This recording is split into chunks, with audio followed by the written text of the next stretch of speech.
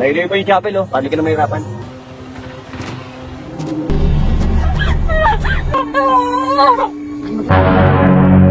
Kisah diawali dengan perjalanan seorang pendeta tua bernama Ineng bersama seorang pria bernama Jeff. Namun dalam perjalanan mereka dihadang seekor ular yang membuat mereka negatif thinking bahwa akan terjadi hal yang buruk pada pasien. Sa pangalan ni Hesus Kristo, lumayo ka! Ano ka sabi? Demonyo ka! Sementara itu, dalam sebuah gubuk derita, nampak seorang wanita bernama Rosal yang sedang kesurupan. Dan beruntungnya, pendeta Ineng datang tepat waktu.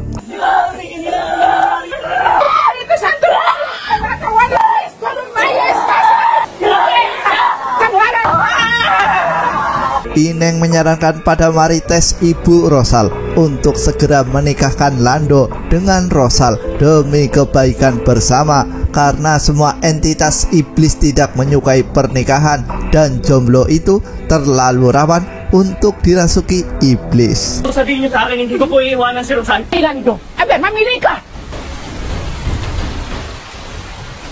Scene beralih manakala Jeff dan Patricia sedang berjalan bersama. Mereka menyempatkan diri singgah di sebuah gubuk dan ditemani rombongan embe. Mereka asik bermadu kasih. Bahkan manakala Faraon mengantar Magda istrinya sekaligus kedua anaknya bersekolah, Faraon justru memergoki dua anak muda sedang asik di tepi jalan.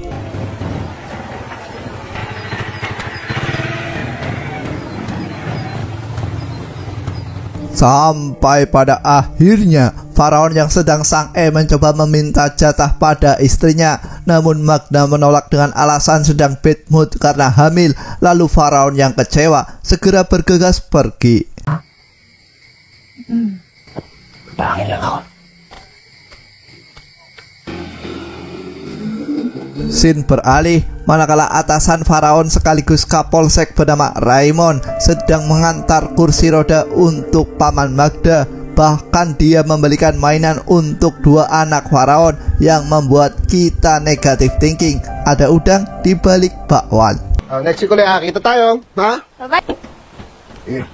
Entah karena kemaksiatan merajalela atau arahan sutradara, tiba-tiba air sungai mendadak merah yang membuat pendeta Ineng negatif thinking akan ada tragedi besar buruk menimpa desa ini. Ang mga salita ng hula ng... Lalu scene beralih manakala Patricia tiba-tiba keluar dari acara kebaktian dan mengambil sebuah tas yang dia sembunyikan. Namun tiba-tiba langit terlihat mendung dan berubah sangat gelap.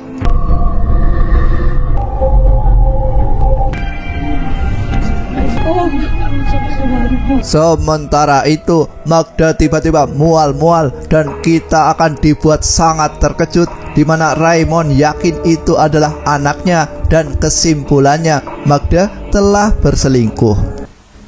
Ako yung girl. Paano? Paano si Daniel? Magdahapit na kita. Ang paalam ko sa mga bata, mamamalengke lang.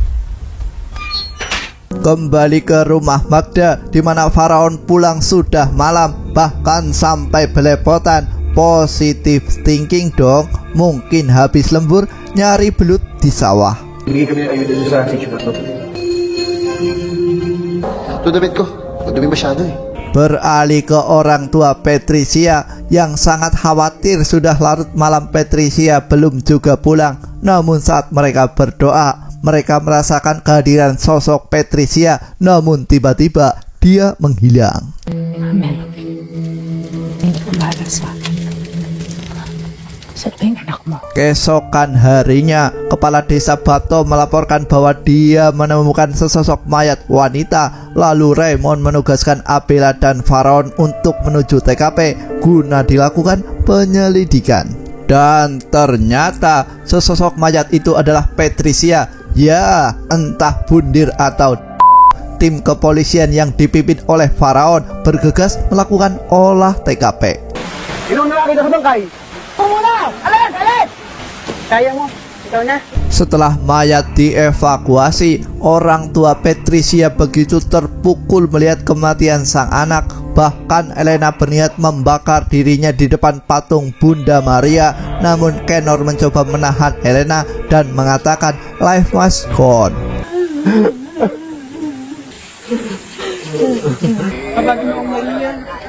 Sampai pada akhirnya Magda dan Faraon datang untuk melayat dan menyayangkan kenapa gadis berumur 15 tahun ini pergi begitu cepat. Namun kematian sejatinya adalah ketetapan.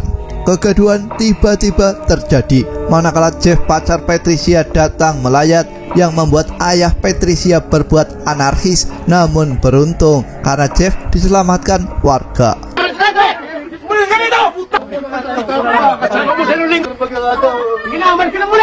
Belum selesai sampai di situ, di mana Magda tiba-tiba mengeluarkan cairan merah dari selang yang membuat Faraon khawatir dengan kondisi janinnya. Ada kemungkinan Magda mengalami keguguran. Berdasarkan info dari keluarga Patricia, pada hari kejadian Patricia pergi setelah keluar dari gereja bersama Jeff, kekasihnya. Namun Jeff sekarang sudah berada di luar desa dan menetap di kota Manila. Ano, sa Maynila, dun sa China. Kailan po siya umalis? Nung libing nung girlfriend niya. Sampai pada akhirnya manakala Faraon akan membesuk Magda di rumah sakit, dia melihat sesuatu yang aneh di mana sang istri berpelukan dengan atasannya sendiri. Namun Faraon berusaha positive thinking dan tetap tenang. Ano, Daniel? Salamat. Magaling ka. Ganda Daniel. Sementara di sisi lain, Abela mendapat surat dari seseorang untuk bertemu di sebuah gereja. Dia bernama Pacita. Dia bersaksi bahwa dia melihat siapa pelaku pembunuhan Patricia, gadis malang berusia 15 tahun itu. Tanpa diduga, sosok yang menghabisi Patricia adalah Faraon. Lantas apa motif Faraon sebenarnya? Simak sampai habis.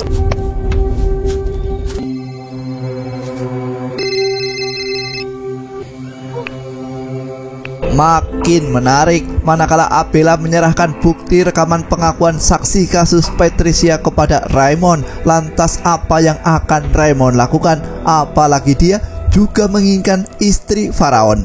Scene beralih manakala Raymond memberikan bukti tertulis pengakuan saksi atas kasus pembunuhan Patricia kepada istri Faraon. Ini membuktikan Raymond benar-benar ingin memiliki istri bawahannya sendiri. Magda, nag-aalala ako sa'yo. Yung asawa mo. Raymond yang membawa ponsel Faraon yang hilang itu yang ditemukan oleh Pacita tertinggal di TKP semakin membuat Magda bersedih. Magda tersadar Faraon yang sekarang sudah jauh berubah.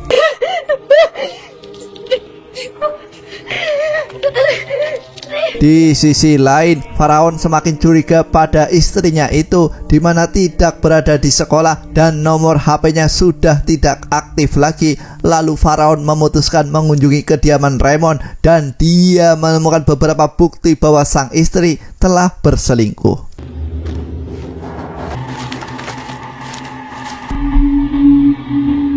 Beralih ke gereja di mana Magda melakukan pengakuan dosa bahwa dia telah berselingkuh dan sangat kebingungan kenapa suaminya jadi begitu. Magda merasa ini semua karena bisikan iblis. Ng tao sa mata ng Diyos. Hindi ko na alam gagawin ko. Parang hihingi ng tawad niyo. Sampai pada akhirnya Faraon sangat terkejut manakala dia mendapati surat panggilan dari kejaksaan di mana Faraon ditetapkan sebagai seorang tersangka atas kasus pembunuhan gadis imut bernama Patricia. Di tengah rasa depresi, Faraon justru dikunjungi oleh penampakan hantu Patricia di depan mata. Tentu saja itu membuatnya semakin ketakutan.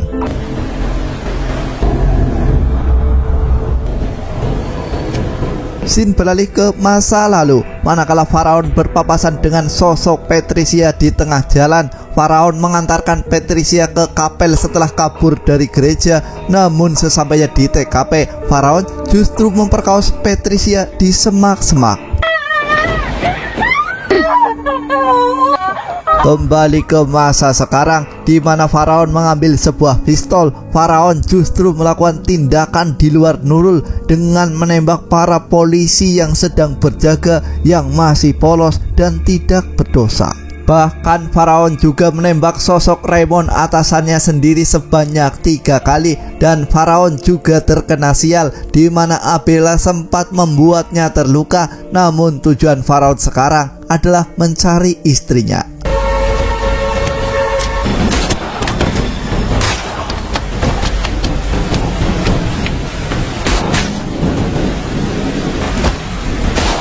Lalu setelah keluar dari markas polisi, jamaah yang takut mendengar suara tembakan justru berlari keluar, dan Faraon yang mendapati pendeta bersama istrinya tanpa kebanyakan berpikir, dia juga melakukan hal yang sama.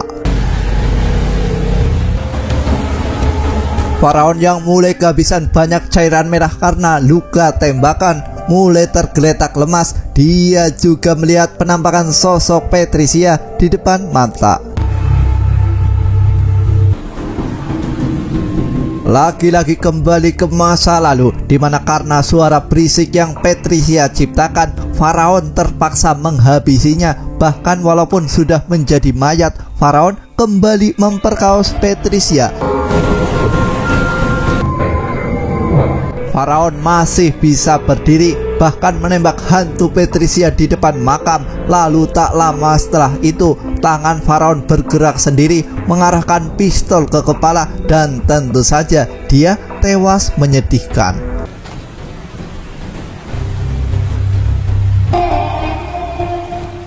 Film ditutup dengan penampakan kedua anak Magda dan Faraon yang walaupun sudah kehilangan kedua orang tuanya, mereka mencoba tetap berbahagia dengan cara bermain dan menikmati hidup.